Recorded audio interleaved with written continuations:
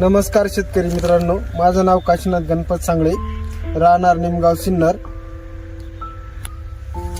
हा माझा धवलचा प्लॉट आहे।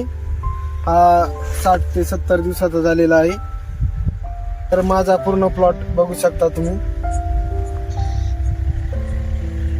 या प्लॉटला 0940 धनश्री क्रॉप कंपनीचं 0940 वापरलेलं आहे।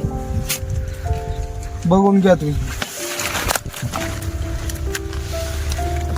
0940 आणि बोरो याचा स्प्रे घेतलेला आहे।